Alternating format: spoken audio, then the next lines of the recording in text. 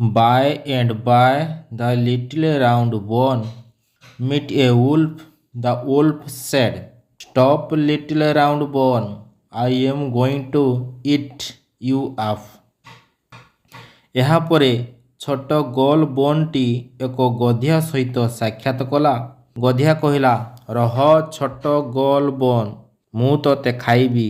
Don't do that wolf. Let me sing you a song, said the bone, and it began to sing. ତାହା କର ନାହିଁ ଗଧିଆ, ମୋତେ ତୁମ ପାଇଁ ଏକ ଗୀତ ଗାଇବାକୁ ଦିଅ। ଏହା କହି ବୋନ୍ଟି ଗୀତ ଗାଇବାକୁ ଲାଗିଲା। Taken grandma, I ran away from the rabbit, and I will run away from the wolf. This minute I will. And off it rolled away. Next the little round bone met a bear and sang the same song, and off it rolled away. ଏହାପରେ ଛୋଟ ଗୋଲ ବୋନ୍ଟି ଏକ ଭାଲୁ ସହିତ ସାକ୍ଷାତ କଲା ଓ ତାହାକୁ ମଧ୍ୟ ଏହିପରି ଏକ ଗୀତ ଶୁଣାଇଲା ଏବଂ ଗଡ଼ି ଗଡ଼ି ଦୂରକୁ ଚାଲିଗଲା। Activity 1. Who are there in this part of the story? Write below the rectangle. Who are there in this part of the story? ଏହି ଗପଟିରେ କିଏ କିଏ ଅଛନ୍ତି ସେମାନଙ୍କର ନାଁ ଗୁଡ଼ିକ ଲେଖ। Bon, wolf, bear. Activity 2. Who did the bone meet on the way? Write down their names on the box. ବୋନ୍ଟି ବାଟରେ କାହାକୁ କାହାକୁ ଭେଟିଲା ସେମାନଙ୍କର ନାଁ ଲେଖ। Wolf, bear. Activity 3.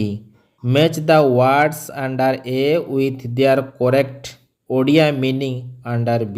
କଲମ Aରେ କେତୋଟି ୱାର୍ଡ଼ ଦିଆହେଇଛି ଏବଂ କଲମ Bରେ ସେହି ୱାର୍ଡ଼ମାନଙ୍କର ଓଡ଼ିଆ ଅର୍ଥ ଦିଆଯାଇଛି। ସେମାନଙ୍କୁ ଗାରଟାଣି ଯୋଡ଼ିବା। ଉଲ୍ଫ ଗଧିଆ, ରେବିଟ୍ ଠେକୁଆ, ବିୟର୍ ଭାଲୁ, ଲିଟିଲ୍ ଛୋଟ। Activity 4. Fill in the blanks with the right letter. ଉପଯୁକ୍ତ ଅକ୍ଷର ଲେଖି ତଳେ ୱାର୍ଡ଼ ଗୁଡ଼ିକ ସମ୍ପୂର୍ଣ୍ଣ କରି ଲେଖ। A. Wolf, B. Bear, C. Bone, D. Rabbit, E. Round. Activity 5. Match the verbs under A with their second form given under B. One is done for you. କଲମ Aରେ କେତୋଟି ଭାର୍ବ ଦିଆହେଇଛି ଏବଂ କଲମ Bରେ ସେହି ଭାର୍ବର ସେକେଣ୍ଡ ଫର୍ମ ଦିଆଯାଇଛି।